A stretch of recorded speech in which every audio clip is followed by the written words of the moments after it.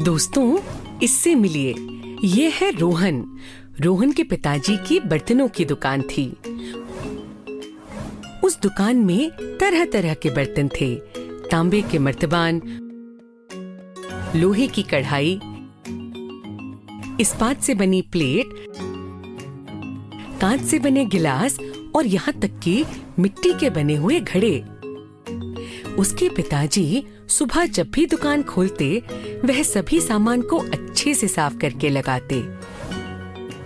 एक दिन जब रोहन के माता पिता काम से घर आए, कल धनतेरस का त्योहार है। कल ग्राहक जल्दी आना शुरू कर देंगे, इसलिए दुकान जल्दी खोलनी होगी। पिताजी, क्या मैं कल आपके साथ दुकान चल सकता हूँ? मैं भी आपकी मदद करना चाहता हूँ। क्यों नहीं, कल हम सब मिलकर दुकान लगाएंगे। रोहन खुशी खुशी सो गया। सुबह उठकर वह झट से तैयार हो गया। पिताजी, मैं बिल्कुल तैयार हूँ। अरे वाह, चलो हम नाश्ता करें और फिर चलेंगे। रोहन पिताजी की मदद करने के लिए बहुत उत्साहित था, पर रास्ते भर उसके मन में बहुत से सवाल आते रहे, जैसे पिताजी इतने सारे बर्तन कैसे लगाते होंगे? किसी ग्राहक को इतने सारे बर्तनों में से कोई एक बर्तन कैसे ढूंढ कर देते होंगे? यदि बहुत सारे ग्राहक आ जाएं, तो हर एक ग्राहक को उनकी पसंद का बर्तन कैसे देते होंगे? जैसे ही रोहन और उसके पिताजी दुकान पर पहुँचे, उन्होंने देखा कि दो बंदर इधर उधर कूद रहे थे और उन्होंने दुकान का सारा सामान फैला दिया। जैसे ही बंदरों ने रोहन और उसके पिताजी को देखा, वो खिड़की से कूदकर भाग गए। रोहन के पिताजी सारे सामान को इधर उधर फैला हुआ देखकर परेशान हो गए। अरे, यह क्या हो गया? ग्राहकों के आने का समय हो गया है और मैं इतनी जल्दी कैसे सब सामान को ठीक से रखूंगा? रोहन को पिताजी की परेशानी देखकर बिल्कुल अच्छा नहीं लगा। पिताजी, आप बिल्कुल भी परेशान ना हो, मैं हूँ ना, मैं आपकी मदद करूँगा। अच्छा हुआ रोहन, तुम मेरी मदद के लिए हो। रोहन, अगर हम एक जैसे इस्तेमाल में आने वाले बर्तन एक जगह रखेंगे तो उन्हें ढूंढने में आसानी होगी।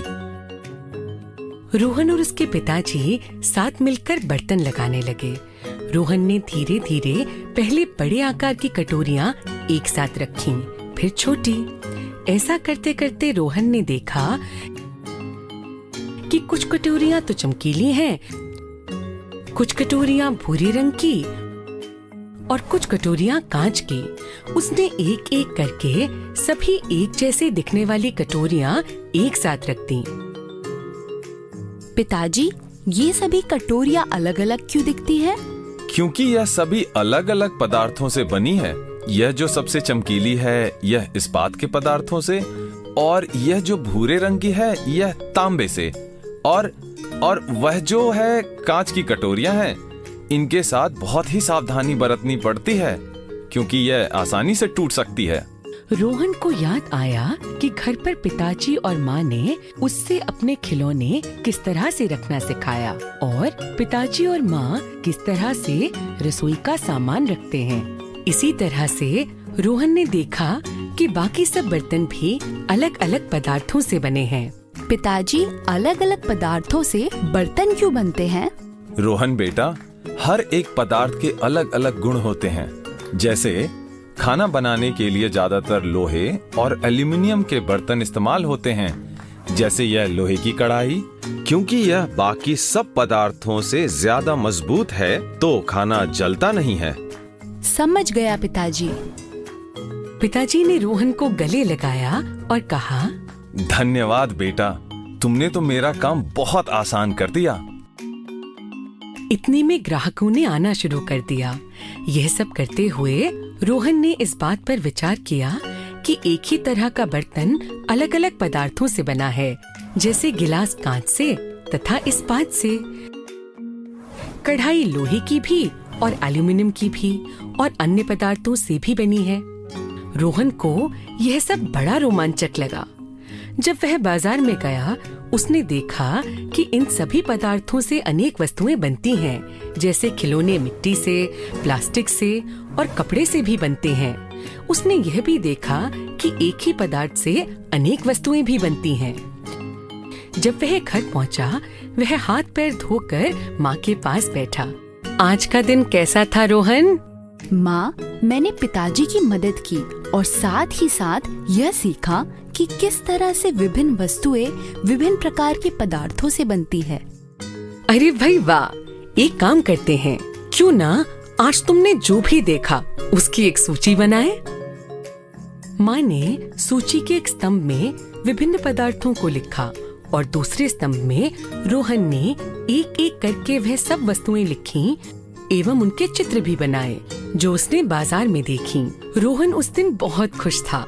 उसने विभिन्न पदार्थों एवं उनसे बनने वाली विभिन्न वस्तुओं के बारे में जाना। रोहन ने उन वस्तुओं को एक समूह में रखना, यानी कि वस्तुओं का वर्गीकरण करना भी सीखा। रोहन ने सोचा कि अब वो घर में खाने की चीजों, पहनने की चीजों और पढ़ने की चीजों की सूची बनाएगा और उनका वर्गीकरण करेगा। घर में और ऐसी कितनी चीजें हैं जिनका वर्गीकरण किया जा सकता है? क्या आप सब भी अपने आसपास मौजूद वस्तुओं से इस तरह की एक सूची बना सकते हो?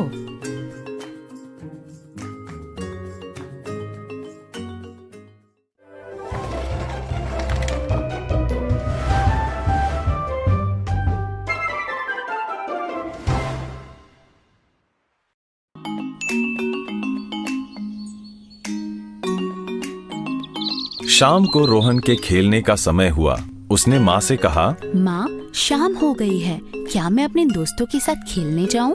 हाँ, पर ध्यान से और सबके साथ मिलकर खेलना। रोहन अपने सभी दोस्तों से मिला और वह उन्हें यह बताने के लिए बहुत उत्सुक था कि किस तरह उसने अपने पिताजी के साथ दुकान पर समय बिताया और कुछ नया सीखा। कैसे हो तुम सब? हम अच्छे हैं, तुम कैसे हो? मैं भी ठीक हूँ। क्या तुम सबको पता है, मैं कल पिताजी के साथ दुकान पर गया था और वहाँ मुझे पिताजी के साथ बहुत मजा आया। मैंने बाजार में भी बहुत सारी चीजें देखी। सभी दोस्त रोहन की बात सुनने के लिए बहुत उत्साहित हो गए। हमें भी बताओ, तुमने क्या किया? कल 2 बंदरों ने आकर दुकान पर सारे बर्तन बिखेर दिए और फिर मैंने और पिताजी ने साथ में मिलकर दुकान लगाई।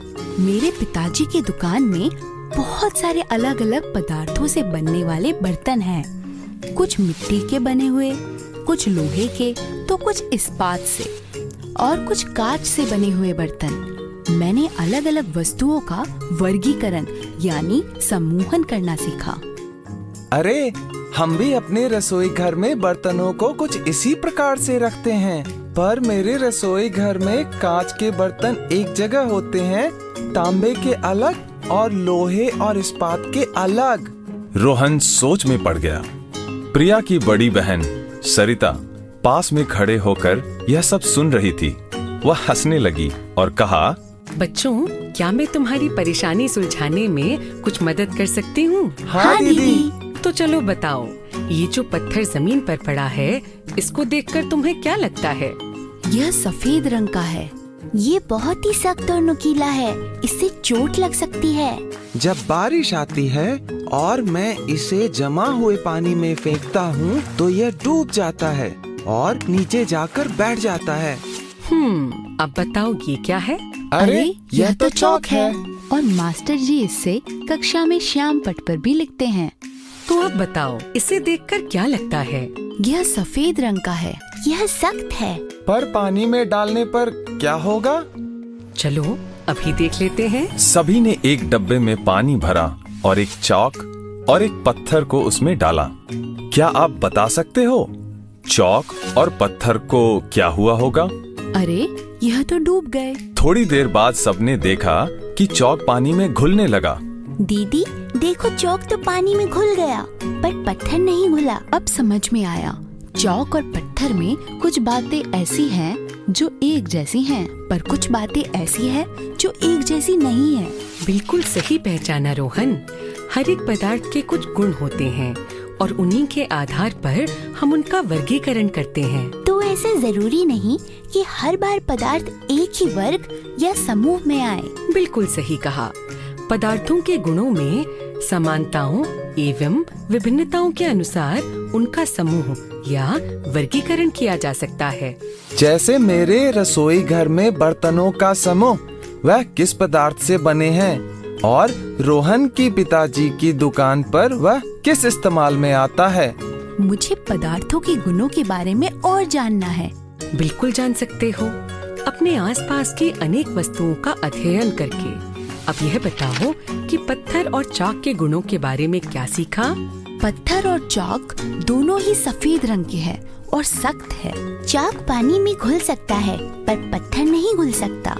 दोनों ही पानी में डूब सकते हैं। तो क्या कुछ ऐसा है जो पानी में तैर पाएगा? अरे हाँ, मेरी कागज की बनी हुई नाव। अरे वाह प्रिया, तुम्हारे दोस्त तो बहुत ही समझदार हैं। धन्यवाद दीदी, हमें यह बताने के लिए कि सख्त या कठोरता, घुलनशीलता एवं पानी में डूबना या तैरना पदार्थों के विभिन्न गुणों में से एक हैं। बिल्कुल सही कहा रोहन और राजू। इसी तरह पदार्थों के और भी बहुत गुण हैं। हम बहुत सी वस्तुओं का अध्ययन करके उनके बारे में जान सकते हैं। मैं आज ही घर जाकर विभिन्न वस्तुएं एकत्रित करके यह सब जानने की कोशिश करूंगा। इतने में सूरज ढलने लगा और सभी अपने अपने घर खुशी खुशी चले गए।